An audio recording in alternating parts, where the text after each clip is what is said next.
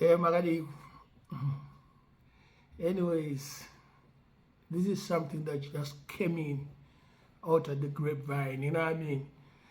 It's like I don't really listen to radio that much, and somebody just texted me and said that PTK was on the radio with Godfather Templeman on the 12th of January 2023, and he claimed that ndiye akarecorda song ekuti Mabaona Dokota is the first one, and I remixed the song. No, I didn't remix the song, my youth. Kana wapera zvakanaka anditi serious thing. Song yangu yakarekodwa 2006 pastube live one take ichienda pa CDR HHB Bennett. Potato was there. Ask Potato, he'll tell you. Potato is like 6-7 songs out of that that rhythm. This is the song I'm talking about, people.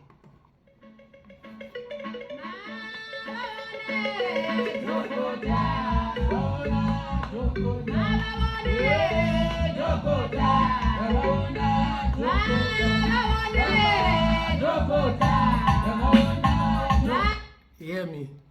This song was recorded live. I was the selector. Mapostori put out the donations. Takawabunza kuti munokwanisa kuimbere vakati tokwanisa kuimba takati tiimbere one kasong kechi kechurch, then we'll give you the donation. Then they sang that song. Vakaimba song pasina rhythm first. Takati ko takakuisira rhythm. Takavaisira rhythm sakanzi aiwa tinoimba. Vakaimba. That was 2006. PTK, he said he started 2008. As unofamba ne-reverse rempana apa wazvinyadzisa apa indawo chidaro so. And this wasn't the only song. Takareka got over 60 songs on 4 different rhythms in 2 days. Like I say, and my rhythms are sangare ku Jamaica. Saka kana uchiti nindaka remix a song. What do you mean? Were you there? You were not there. Potato was there. Potato ndiye angaripo anokutaura 2006 August 2006 ndopakarekodwa masongs aya. Masongs aya akaprintwa na elder wataiterera naye music anonzi Matthias Mtau. He printed about 100 or 200 CDs, and we gave Potato about 20 CDs against radio, meaning radio yedu ZBC radio. Ndokwa against my songs. It came across that I came back here.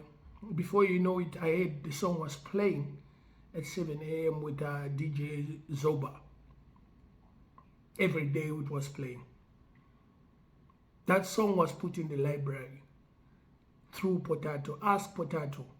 Serious thing. Musade kuzvifadza panani. Panakatanga kurekoda ungosatwa kurekoda. Don't do that to yourself. Usazvinyadzise. Ndamunhu mukuru and I don't care about your career. But apa wazvinyadzisa apa. Because he said I remixed the song, of which I didn't remix the song. The song was recorded live. Everybody on that second the song was recorded live, including Potato. Wazinzwisisa. Potato atone ma songs ipapo. Anoita nge 7 ma combination na memory talengwa mningi mwana wa check talengwa we 2+2. Saka, you know, I would like Templeman to interview me on this one. Even akawinza Zoba can vouch for me that this song was recorded way before 2008. You understand? DJ Zoba. Saka musati kana mane mbiri ka makuda kuita rewrite history aiwa imwe futi imwe song yakarekodwa ipapo nemasema Mapostori yawo Hwezha imwe song inonzi Hwezha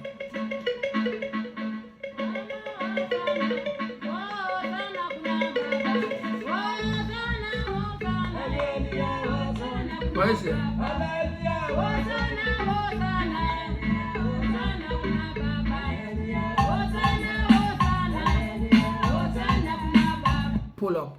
You understand? I'm a song Kudara. I told you on my YouTube. I can say Mapostori Hwezha, Mapostori Doctor. And I'm gonna post them on my Facebook page so that people can hear them.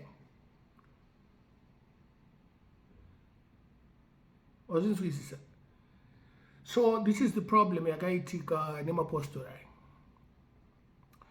Mapostori akazo pfura pastodart pane dance. I think it was in complex. Vakanzwa song ichirira.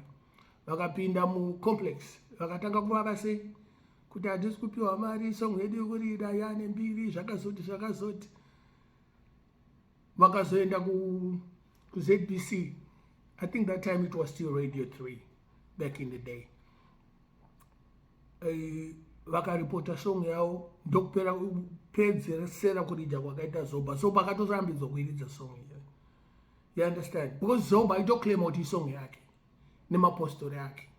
And I was here in Canada. You know, see it? Saka PTK, don't embarrass yourself, my youth. Do your thing. I won't trouble you. Do your thing. But don't mention my name in disgrace. Please. Itabasa rako, you're a good producer, but usandaga remix a song. I didn't remix the song. I played on the version. I'm a selector. Rhythm is one of the best rhythms in Jamaica. Ajita uditaura starajo because starajo nonyatsira. That's why I choose that rhythm. Saka PTK ndigarire pasi. Kana waunganirwa nevanhu vakukukudza kunzi wadzoka iwa azinzwaro mufana wangu. Azinzwaro. Don't mention my name in that way. I didn't remix any song. Templeman, kana uriko. Kana uchidinzwa, kana pana ari kundinzwa, ngataure Templeman. Toenda inina potato paradio.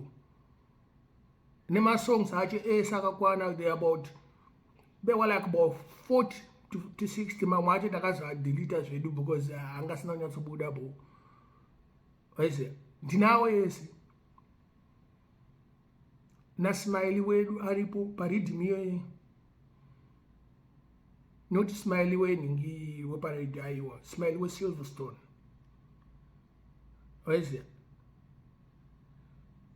pamba sati pane Zimdancehall makore yanga chiri dancehall. So don't tell me kuti ndakaremix a song. It's an insult. I feel insulted. You know what I mean? Don't do it.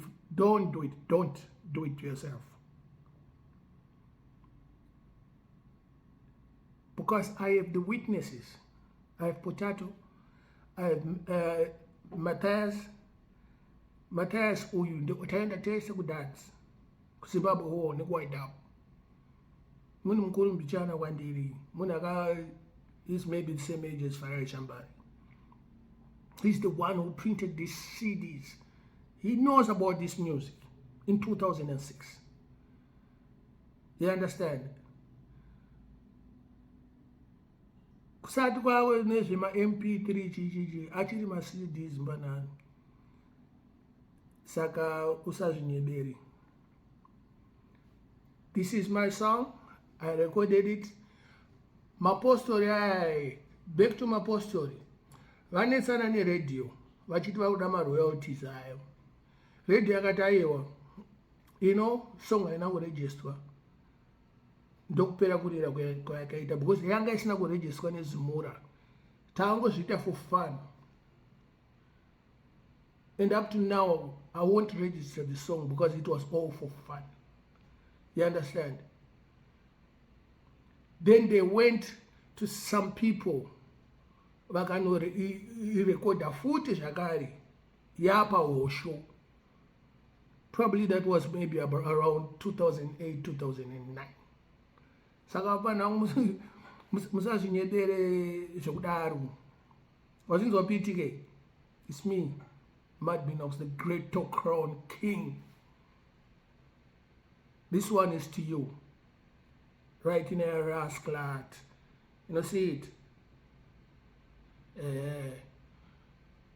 You call up my name the wrong way. I never remix no song. I was still wakatanga with a song. It's my song. You understand? I own the song. Not even Mapostori, I just own the song. I own it because I recorded it. I paid for it. Wasn't it? Icho ndo chokwadi. Kana zvakuremera, you can just go to Potato. Anogara muna plan. Kana vamutsvaka muna 7 unomuona anokutaurira masongs ekuti akarekodwa rini. Kuti ndani akaendesa ma-CDs acho kuradio. Anokutaurira Potato. Potato, I gave him like 10, 20 CDs. I cannot even remember how much CDs I gave Potato. Because ku library yeradio vanoda ma-CDs akawanda. Tikatotengesa mamwe mutaundi. Hwezha. Saka song inonzi Dokota, it's not your song. Usati ndakaremixa, haina kuremixwa. It's one take, ichienda pa CD, pa HHB, Bennett CDR. It's a recorder. Yanga ichangobuda that CD recorder. Ichangobuda kuno kwa America. Ndakaitenga takaenda takarekoda ma live mapasa. Potato akatoimba live. Nditori nawo futi mapasa acho. Saka, please don't do it to yourself, man.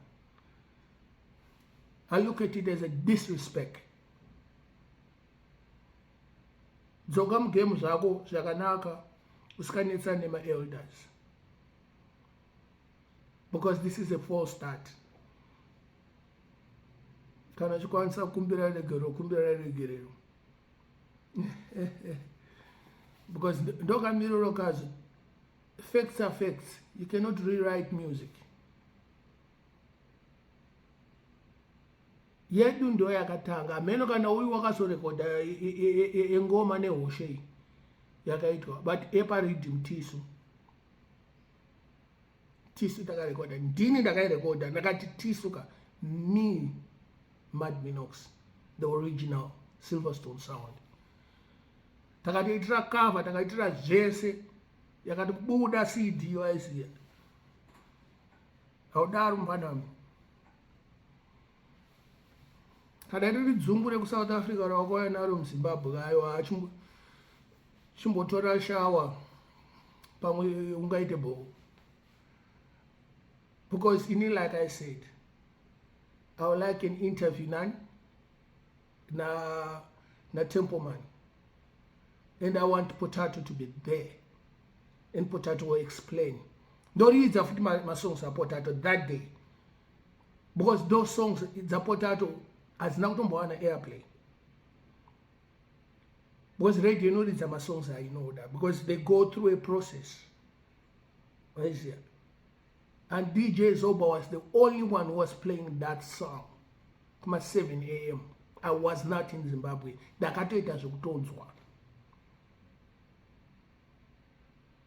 Saka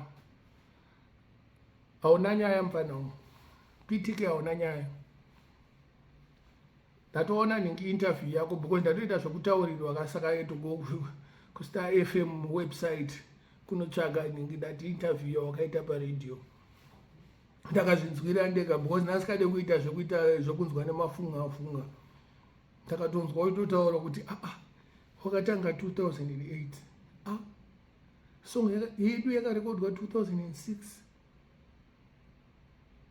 usadaro ichikamwari mfanamo handiti kana iri South Africa yakakuvhiringidza ka chimbodzokera wozodzoka futi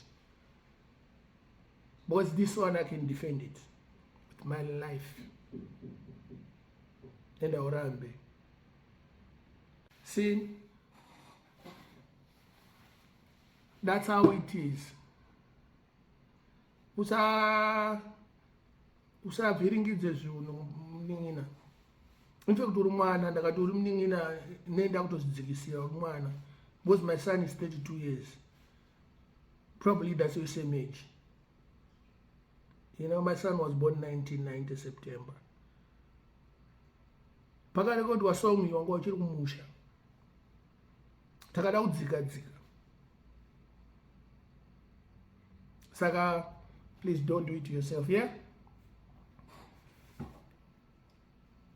Blessed.